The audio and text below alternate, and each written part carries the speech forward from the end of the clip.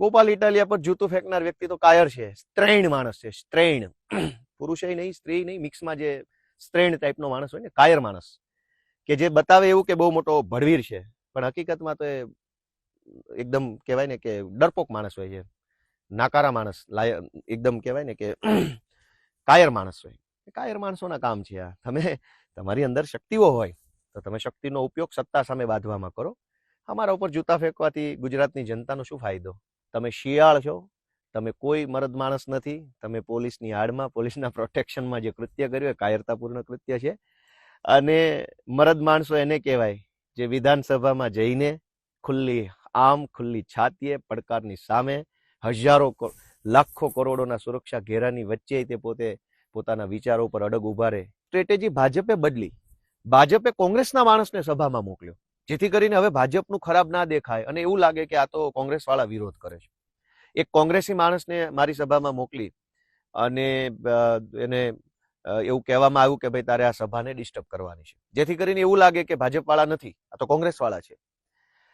Strategy ભાજપે બદલી છે, પણ વાત તો એની એ જ છે કે ભાજપ અને કોંગ્રેસ બંને ભેગા મળીને આમ આદમી પાર્ટીને ગુજરાતમાં આગળ વધતી રોકવા માંગે છે.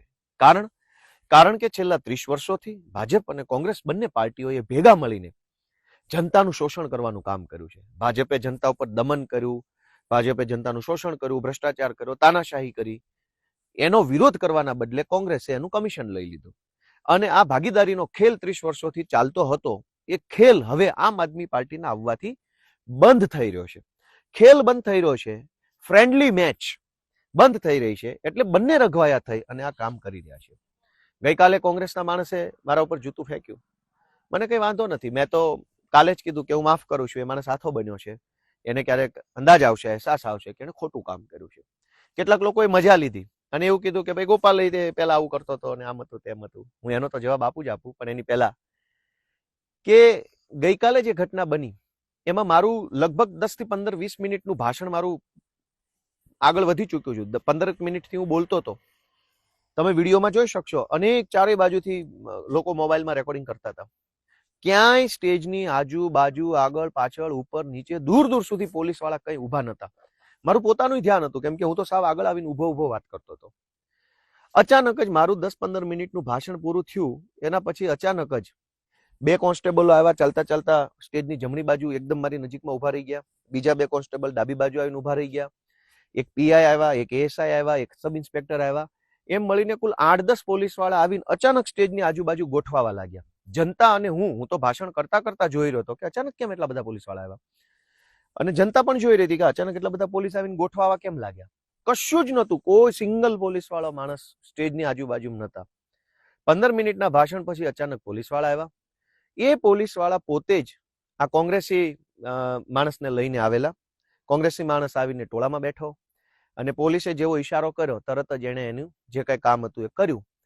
પોલીસ એકચ્યુઅલમાં ખરેખર એને એસ્કોર્ટ કરવા આવી હતી, કેમ કે પોલીસને અને પેલા કોંગ્રેસી બંનેને ખબર હતી કે જૂતું ફેંકશે અને કદાચ પબ્લિક ઉશ્કેરાઈ જાય અથવા પબ્લિક ટોળું થઈ જાય ને કઈ ઝપાઝપી થાય તો પોલીસ વાળા એડવાન્સમાં, જૂતાની ઘટના બનતા પહેલા એડવાન્સમાં આવી અને પેલા માણસને પ્રોટેક્શન આપવા માટે અને પબ્લિક ટોળામાં ઘેરી ન લે એટલે એને એસ્કોર્ટ કરીને લઈ જવા માટે પહેલા પોલીસ ગોઠવાઈ ગઈ, પછી પેલો માણસ, પછી જૂતું, પછી ફટાફટ પોલીસ આવીને પેલાને પકડીને લઈ જવાની કોશિશ કરે છે.